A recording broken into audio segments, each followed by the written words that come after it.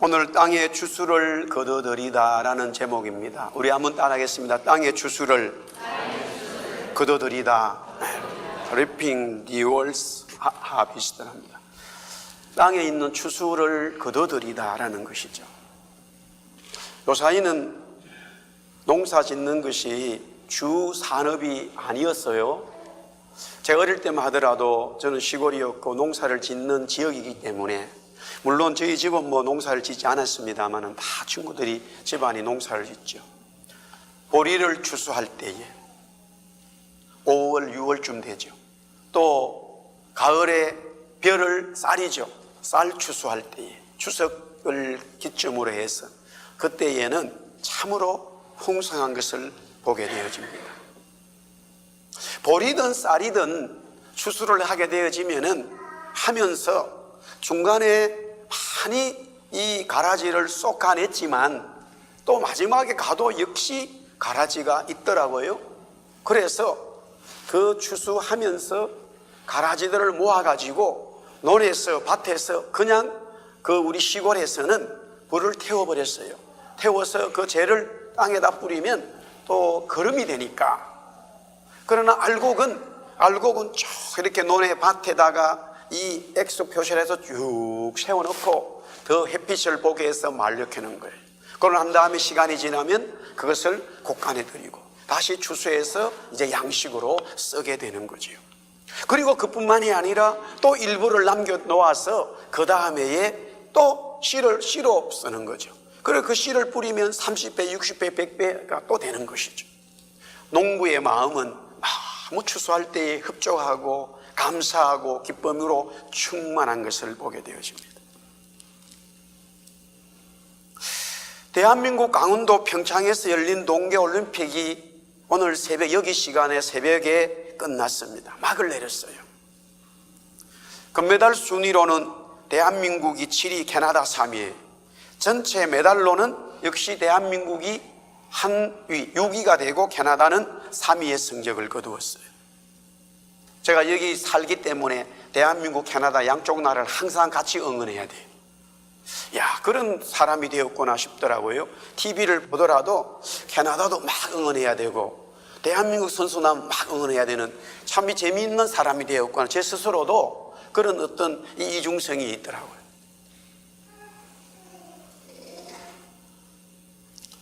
두 나라 다 아주 잘했어요. 성적표가 좋습니다.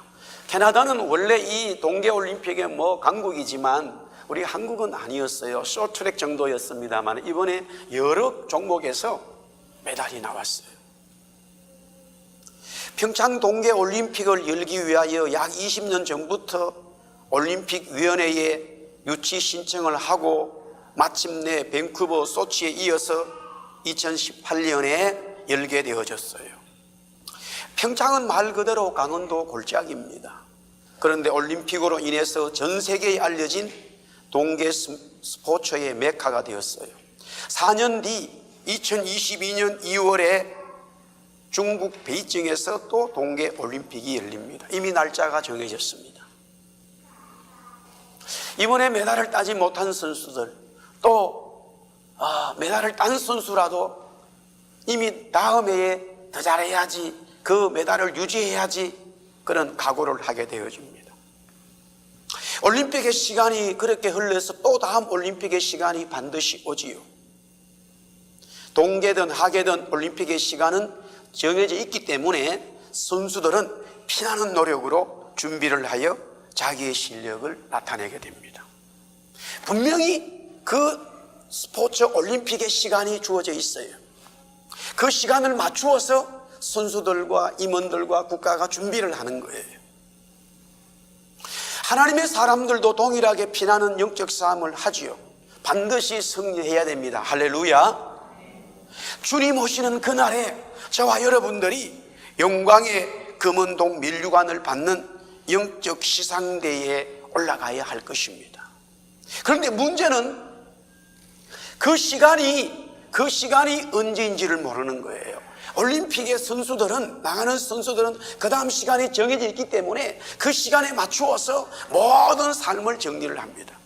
그러나 분명히 우리는 영적 싸움을 해야 되고 또 주님 말씀하신 대로 영광의 면류관을 받아야 되는데 그 시간이 언제인지 모르니까 내가 어떻게 준비를 해야 될지 좀 달라질 수 있어요. 그날을 알 수만 있다면 준비하기가 영 수월하지요. 정리할 것은 빨리 정리할 수 있고요, 음식 먹는 것도 조절할 수 있고요, 모든 것을 주어진 시간이 있다면 거기에 맞추어서 나가면 되는 거예요.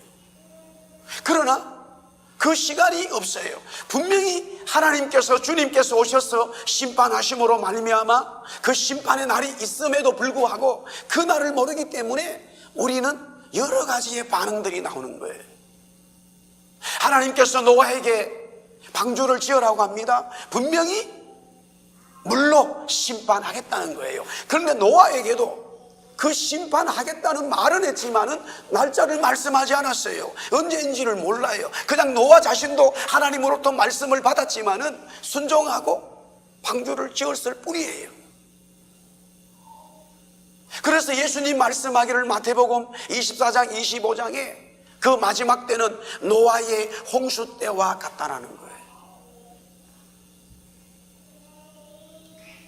24장 36절에 보니까 그날과 그때는 아무도 모르나니 하늘의 천사들도 아들도 모르고 오직 아버지만 아신다. 예수님이 직접 마지막 때에 대해서 말씀하시면서 그 마지막 때는 있지만 마지막 때 날이 언제인지 모른다고 말씀하신 거예요. 분명히 예수님이 아무도 모른다고 말씀하셨음에도 불구하고 그렇게 분명히 성경에 기록되어져 있음에도 사람들은 동서양 막론할 것 없이 그 날에 대해서 관심이 너무 많아요. 그러다 보니까 자꾸만 마귀가 그 날을 가르쳐 줘버리는 거예요. 마귀가 그 날을 가르쳐 줬는데 마귀로부터 온 줄도 모르고 성경을 통해서 하나님께서 받았다라고 사람들에게 이야기를 하니까 웬일인지 많은 사람들이 그 이야기에 동조를 하는 일들이 종종 있어요. 하늘의 음성을 들었다고 하면서 그 마지막 때의 날짜를 얘기하는데 다 거짓이죠. 한국에도 그런 일들이 있었습니다만은 전혀 신앙이 없는 사람들, 특별히 교회를 다니지 않았던 사람들은 거기에 빠지는 것은 또 이해가 됩니다만은 심지어 막 장로로, 목사로, 집사로, 성가대, 찬양대로, 순장으로 섬겼던 성도들이 그날에 빠져가지고 그냥 헷가닥 해버리는 일들이 있어요. 어떨 때는 가장 기본적인 성경의 진리를 놓치는 것이죠. 체육을 하든요, 스포츠를 하든 음악을 하든 항상 연습을 가는 거는 보면요, 기본이에요. 기본, 똑같은 기본, 맨날 반복하는 그 기본을 밥 먹듯이 하는 거예요. 유명한 피아니스트, 바이올리스트 마찬가지예요. 항상 기본이에요. 노래 부르는 사람 기본적인 목소리를 어떻게든 유지하는 거예요. 기본인 거예요. 성경의 기본들을 알면 우리는 이미 하나님의 진리의 말씀으로 살아가는 데에 불편함이 없어요. 모든 삶의 승리를 가져오게 되어져 있어요. 할렐루야. 그런데 그 말씀은 별로 마음에 두지 아니하고 맨날 새로운 것에 대한 뭔가 관심이 있어요. 그러다 보니까 털커덕 거짓 선지자의 예언의 말에 넘어가 버리는 것이죠. 주님 말씀합니다. 구원은 나밖에 없다. 주님으로만 이루어진다. 진리예요. 단순한 거예요. 복잡하지 않아요. 이 세상은 아무도 모른다. 하나님만 아신다. 하나님께서만 아시기 때문에 성경엔 언제인지를 말하지 않았다. 단지 그 언제인 것을 알리기 위하여 여러 징조들만 얘기했을 뿐이다. 그것으로 우리는 그 말씀 붙들고 살아가면 되는 거예요.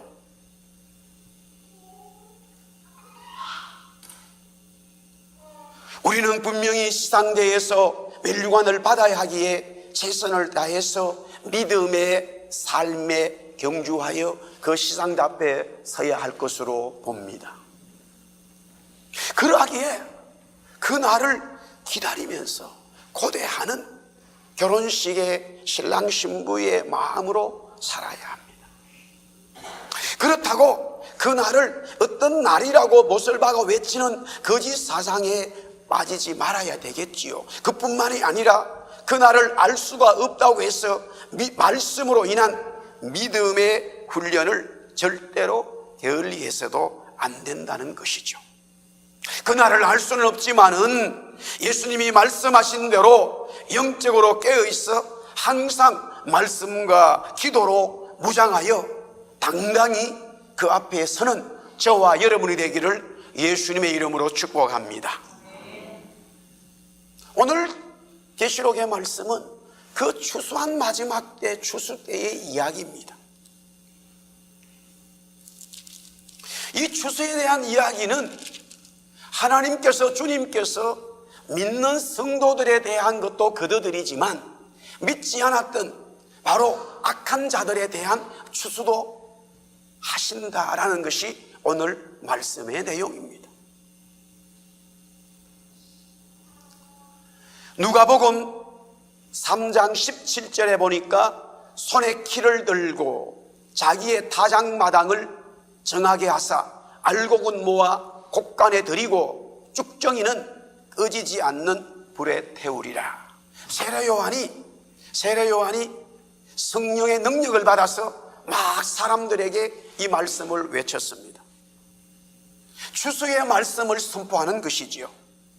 그 추수를 선포하는 세례 요한은 사람들이 당신이 그러면 추수꾼입니까? 제가 지금 추수꾼이라고 하니까 어디서 듣는 말 같죠? 신천지가 추수꾼이라는 말을 써요. 그러니까 이 성경을 우리가 잘 알아요. 추수꾼은 예수님인 거예요. 사람들이 세례 요한에게 당신이 추수꾼입니까? 라고 물었어요. 나는 아니다. 내 뒤에 오시는 이다 라고 분명히 그렇게 말하고 주님이 오셨을 때에 저분이 추수꾼이다, 저분이 바로 심판자다, 저분이 구원자다, 저분이 그리스도라 라고 세례 요한이 선포하게 됩니다. 주님이 이 땅에 마지막에 추수꾼으로 오셔서, 농부로 오셔서 마지막 추수를 정리하시는 것이죠. 주님이 하시는 거예요. 이 세상에 어떤 사람도 할 수 없고, 이 세상에 어떤 사람의 능력도 할 수 없고, 하늘에 계신 우리의 구원자 주님이 추수하시는 것이에요. 이 진리를 믿으시기를 예수님의 이름으로 축복합니다. 주님이 추수꾼입니다.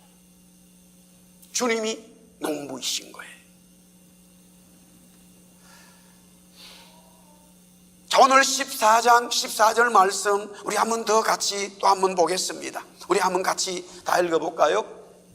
14장 14절 시작. 또 내가 보니 흰 구름이 있고 구름 위에 인자와 같은 이가 앉으셨는데 그 머리에는 금면류관이 있고 그 손에는 예리한 낫을 가셨더라. 추수하시는 예수님의 모습이 여기에 등장되어집니다. 구름이 나타나더니만은 구름 위에 인자 같은 이가 앉으셨습니다. 그런데 인자 같은 이 머리에 면류관이 있고 손에는 낫을 가진 거죠. 그 시대는 다 낫으로 추수를 하기 때문에. 요사이 시골에 가도요, 이제는 낫으로 추수하지 않아요. 다 기계입니다. 지난번에 어머니 장례 때문에 갔다가 시골에서 중학교 동창을 만났어요. 농협에 가서 물건을 사러 갔는데 친구가 와서 보니까 농사꾼이더라고요.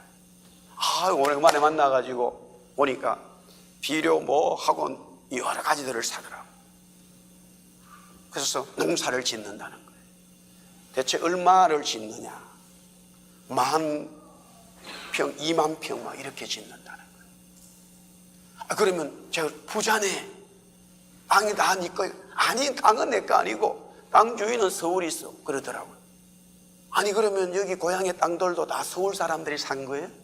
그렇다는 거예요. 아주 서울 사람들이 나쁜 사람들이 됐더라고요. 왜 우리 땅을 사가지고.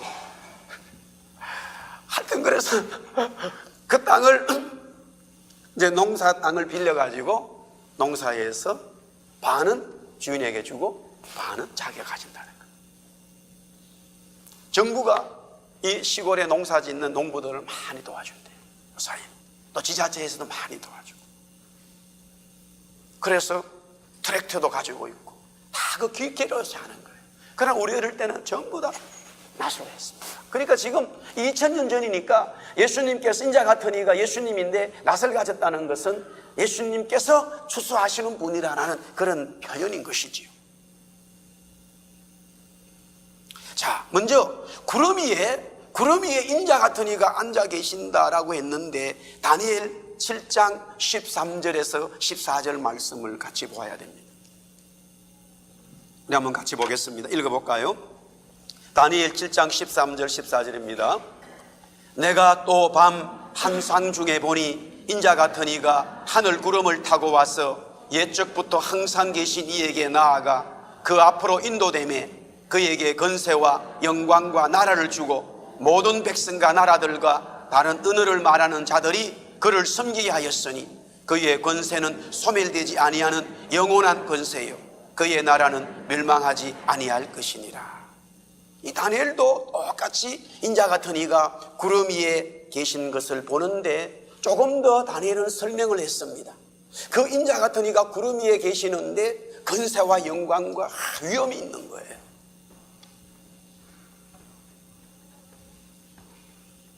지금 요한은 밤모섬에서 구름 위에 앉아 계신 예수님을 봅니다.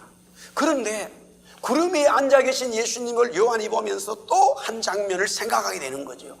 본인이 제자로서 자기 동료들과 예수님께서 부활하시고 승천하셔서 40일 동안 계시다가 요한아, 베드로야, 야고보야, 예루살렘을 떠나지 말고 기다리라, 기도해라, 내가 성령을 보내줄 것이다.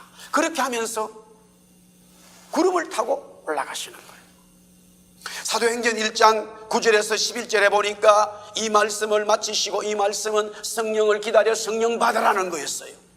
이 말씀을 마치시고 그들이 보는데 올려져 가시니 구름이 그를 가리어 보이지 않게 하더라. 올라가실 때에 제자들이 자세히 하늘을 쳐다보고 있는데 흰옷 입은 두 사람이 그들 곁에 서서 이르되 갈릴리 사람들아 어찌하여 서서 하늘을 쳐다보느냐. 너희 가운데서 하늘로 올려지신 이 예수는 하늘로 가심을 본 그대로 오시리라. 구름 타고 가시는 예수님의 모습을 보게 되어집니다. 구름 위에 계시는 예수님이 다시 그대로 오신다는 것이죠. 그런데 여기에 구름 위에 앉아계신 예수님 그렇게 말하면 될 텐데 또 표현이 인자 같으니, 에스겔서에 나오고 다니엘서에 나오고 오늘 여기에 계시록에도 나오는 인자 같으니라는 말이에요. 인자라는 말이죠. 인자라는 말이 한문인데 쉽게 우리말로 하면 사람의 아들이라는 거예요. 예수님의 완전한 인성을 말씀하고 있어요. 예수님은 완전한 인간이라는 것이에요. 인자 같으니라고 자꾸 말하는 것은 예수님은 완전한 인간이라는 거예요.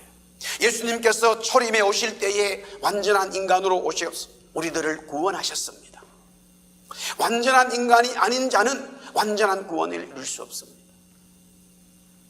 이게 무슨 말이냐면 인간의 구원은 완전한 인간이 구원해야 되는 거예요. 인간이 인간을 구원해야 된다는 거예요. 문제는 이 땅에 있는 인간 모든 사람은 죄가 있기 때문에 다른 사람을 구원할 수뿐만이 아니라 자기도 구원할 수가 없어요. 어떤 사람도 인간도 다른 사람을 구원할 수가 없어요. 자기도 구원받지를 못하는 거예요. 죄 때문에. 그래서 죄가 없는 완전한 인간이 오셔야 된다. 그것이 성경은 인자 같으니라는 거예요. 그 인자 같으니는 완전한 하나님을 충족해야 됩니다. 완전한 하나님과 완전한 인간이 바로 그리스도라는 뜻이죠. 그러면 왜 요한에게 지금 다시 심판하러 오시는, 추수하러 오시는 그 예수님의 모습이 인자 같은 이로 보여졌을까? 초림에 오신 그 예수님이라는 거예요. 초림에 오신 구원자 그 예수님이 하늘로 가셨는데 하늘에 계시다가 그 예수님이 다시 이 땅에 오신다는 거예요. 많은 사람들이 예수가 왔다, 이기가 예수가 왔다, 재림의 예수가 왔다 여기저기서 떠들어대는 거예요. 예수님도 제자들에게 마지막 때 일어난 여러 증상들 중에 하나가 거짓 그리스도가 있다는 거예요. 거기에 넘어가지 말라는 것이었어요. 우리가 기다리는 예수님, 우리가 기다리는 그리스도, 우리가 기다리는 재림의 바로 이 주수꾼 농사인 주인이신 예수님은 이 땅에 초림에 오셔서 저와 여러분을 구원해 주셔서 십자가에 죽으시고 부활하신 그 예수님이 다시 이 땅에 재림에 오셔야 한다는 사실이에요. 할렐루야. 분명히 그 예수님을 기다려야 되는 거예요. 신부가 신랑을 기다릴 때, 신랑의 신부를 맞이할 때 자기의 신랑, 자기의 신부가 맞아야 되는 거예요.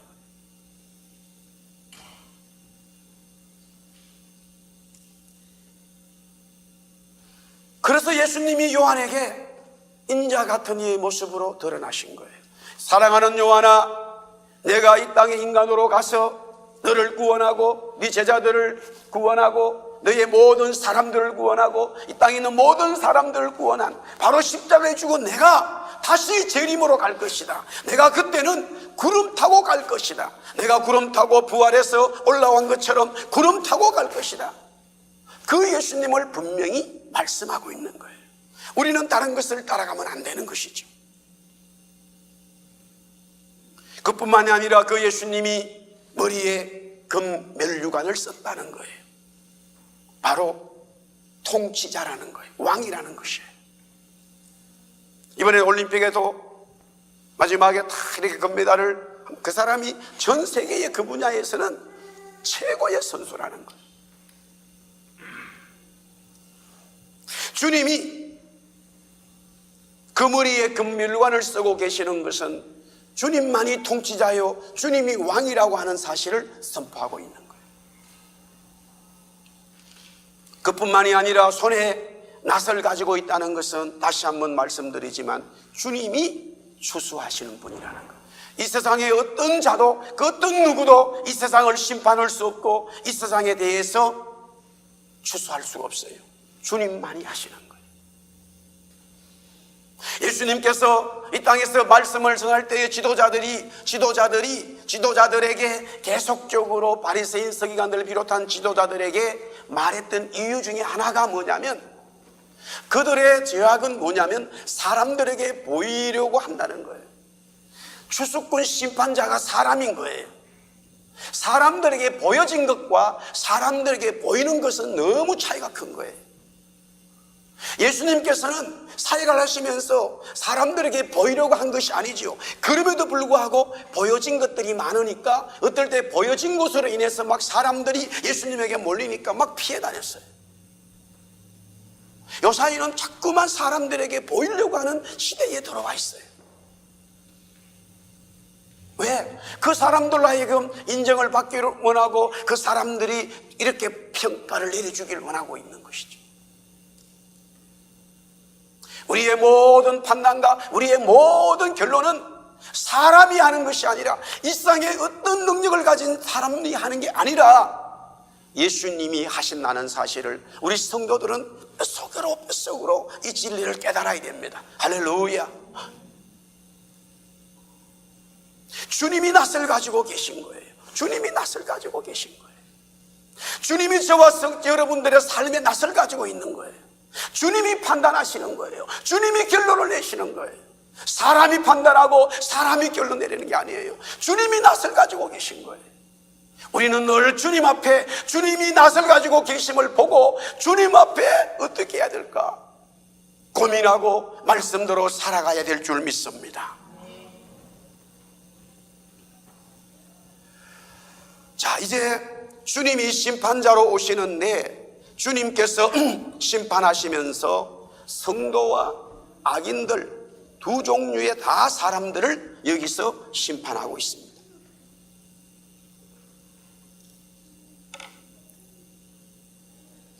15절 16절에 보면은 그 내용의 말씀이 땅의 곡식이 다 익었다는 거예요. 그리고 거둘 때가 되었다. 그래서 16절에 보니까 구름 위에 앉으신 주님이 낯을 땅의 휘두름에 땅의 곡식이 거두어졌다라고 말씀하고 있습니다. 여기에 땅의 곡식을 거둔다는 것은 표현적으로 성도들의 모든 추수를 주님이 하시는 거예요. 주님께서 1차적으로 성도들의 주님을 따랐던 하나님의 사람들, 주님을 사랑한 사람들에 대한 알곡을 모으는 거예요. 주님이 알곡을 모으실 때에 저와 여러분이 그 알곡 속에 있기를 축복합니다. 네, 할렐루야. 자, 17절 말씀에 보면 이제 17절부터 20절까지는 악인에 대한 추수가 나오는데 말씀을 자세히 봐야 되지, 그렇지 않으면 놓칠 수가 있습니다. 왜냐하면 그 내용이 그렇게 아주 자세히 봐야지만 이해할 수 있기 때문입니다. 자, 먼저 17절, 또 다른 천사가 하늘에 있는 성전에서 나오는데 역시 예리한 낯을 가졌다, 그렇게 되어져 있습니다. 여기 하늘에 있는 성전은 바로 하나님을 말하고 하늘에 있는 성전은 예수 그리스도를 말합니다. 예수 그리스도부터 나온 천사요, 하나님으로부터 나온 천사이기 때문에 예수님의 사명을 받은 천사요, 하나님의 사명을 받은 대리자라는 것이에요. 그 천사가 이제 낯을 가지고 또 추수를 하게 되어집니다. 그런데 18절 말씀이 부터가 이제 우리가 아주 중요하게 봐야 됩니다. 우리 한번 같이 18절 말씀은 같이 한번 읽으면 좋겠네요. 먼저 우리 18절 말씀 다 같이 한번 큰 소리로 읽습니다. 시작. 또 불을 다스리는 다른 천사가 제단으로부터 나와 예리한 낫 가진 자를 향하여 큰 음성으로 불러 이르되 내 예리한 낫을 휘둘러 땅에 포도송이를 거두라. 그 포도가 익었느니라 하더라. 아멘.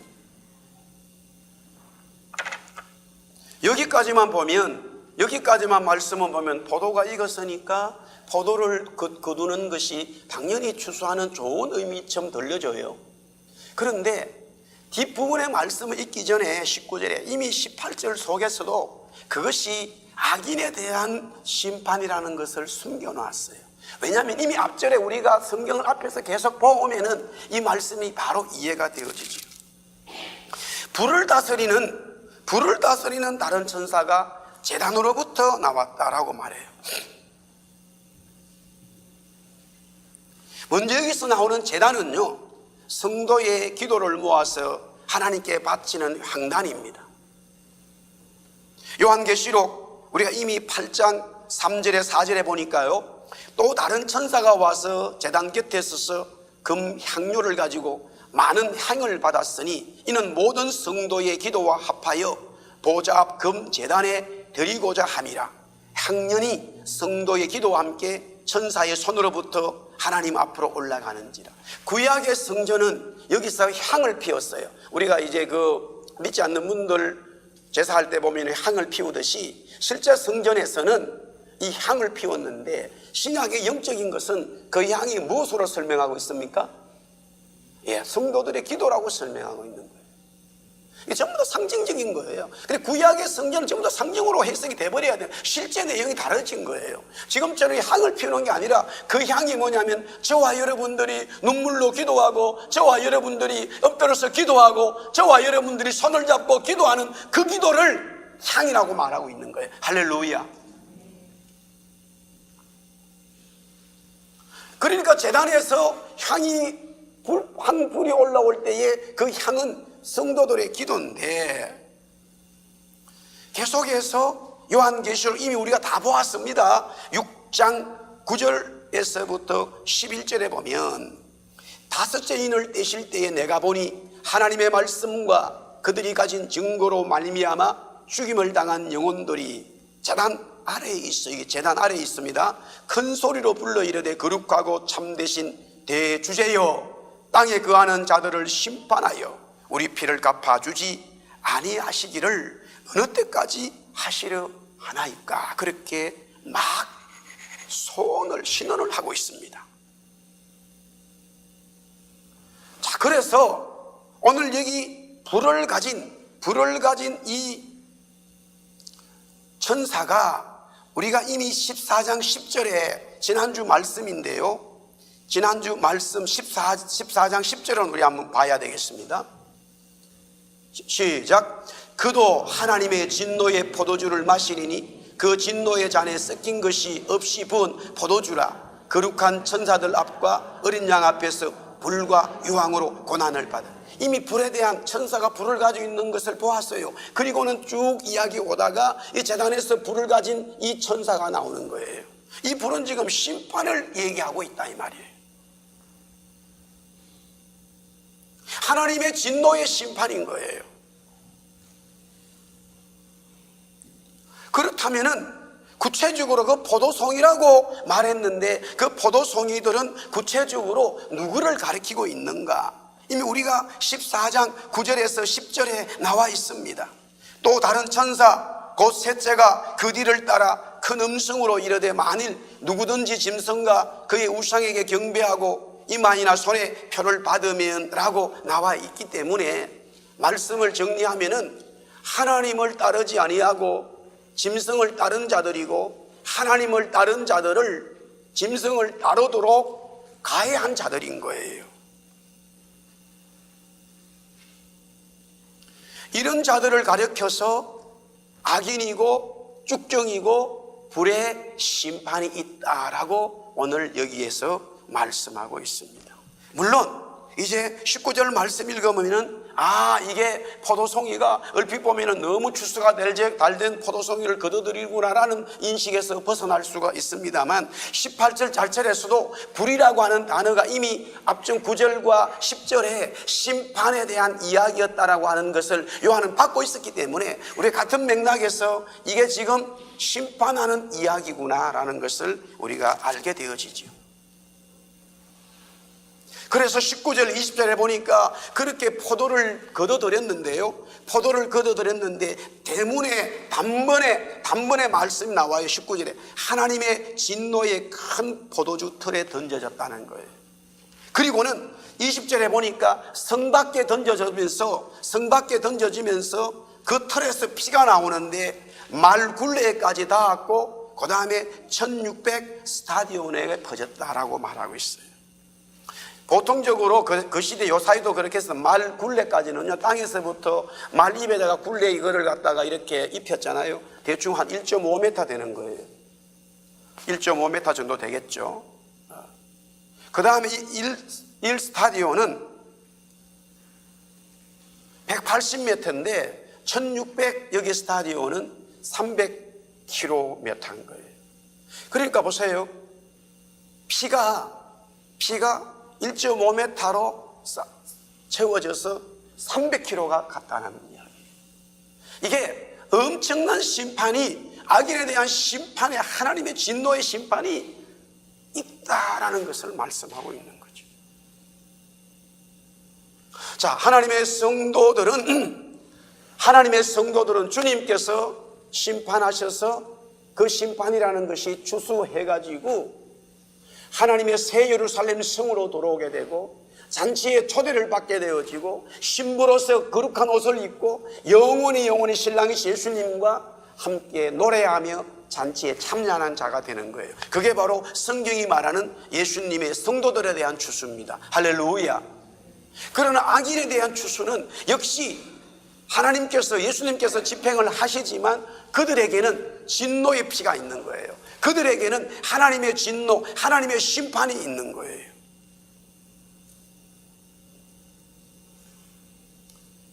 말씀을 정리하겠습니다.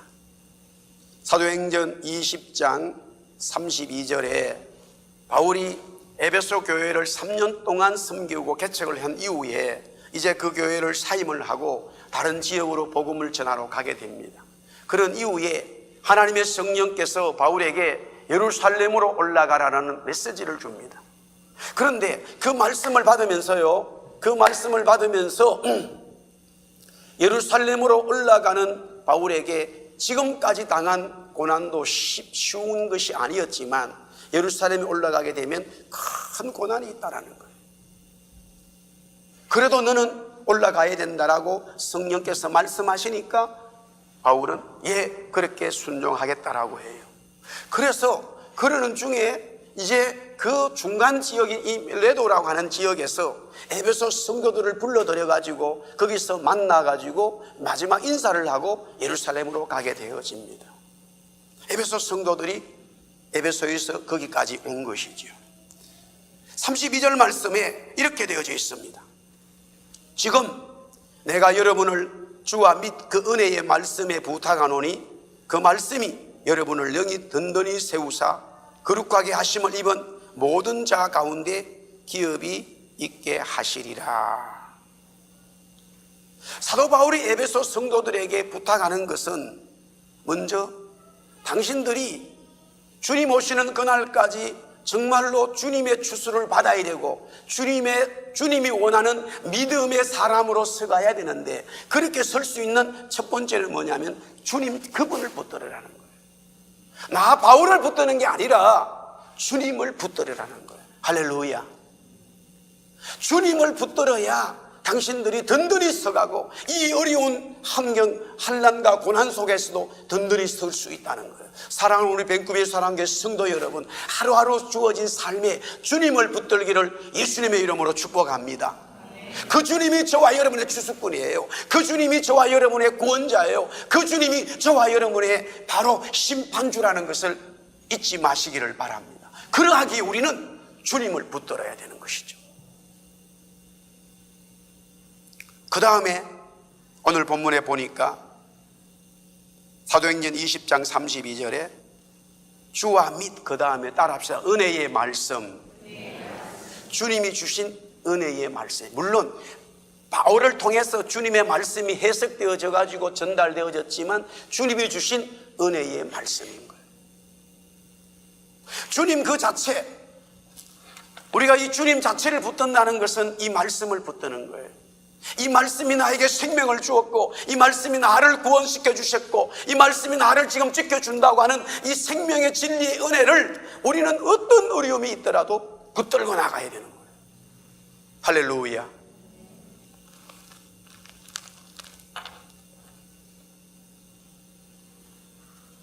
경제적으로나 아니면 몸에나 아니면 자녀 때문에 아니면 자기 인생의 어떤 여러 문제들이 이런저런 일어납니다마는, 그런 상황 속에서도 저와 여러분이 붙들고 나가야 하는 것은 주님 그 한 분인 거예요. 누구도 막론하지 않고 주님을 붙들어야 돼요. 목회자도 주님을 붙들어야 되고 여러분들도 주님을 붙들어야 됩니다. 그것이 여러분이 바로 설 수 있는 거예요. 그 다음에 주님이 주신 말씀이에요. 주님이 주신 말씀을 붙드는 거예요. 어떤 일이 있더라도 주님이 주시는 말씀을 붙들 때에, 내가 여러 가지로 실망하거나 힘들었을 때에 그 말씀을 붙들면 그 말씀이 나에게 막 힘을 주는 거예요. 나도 모르는 사이에 그 말씀 때문에 막 찬송이 나오는 거예요. 그 말씀 때문에 기쁨이 생기는 거예요. 할렐루야. 왜? 그 주님이 저와 여러분의 위로자이기 때문에 그래요. 주님이 심판하시고 추수하신 그날은 우리는 위로를 받는 날이에요. 하나님의 성도들은 위로를 받는 날이에요. 하나님의 성도들은 잔치에 초청을 받아서 마음껏 먹고 즐기는 그와 같은 잔치에 참여하는 자가 되는 거예요. 지금 요한을 비롯한 그 시대의 성도들은 너무너무 환난과 어려움을 당하게 됩니다. 하나님의 말씀을 붙드는 것 때문에 순교를 당하게 되어져요. 고난을 받아요. 감옥에 가게 되는 거예요. 하나님의 말씀 때문에 예배할 수 없는 그런 일들을 막 당하게 되어집니다.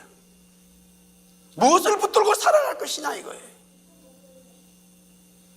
하나님의 성도들은 그런 상황 속에서도 주님만을 붙들고 주님이 주신 구원의 은혜의 말씀 붙들어서 든든히 서가는, 그래야 주님 오시는 그날에 우리는 할렐루야 하고 찬송하며 기쁨으로 위로자이신 주님을 만날 수 있다 이 말입니다.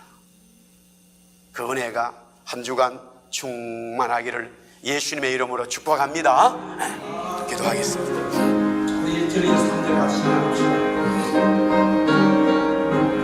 나르는 안방이 약속의 두려움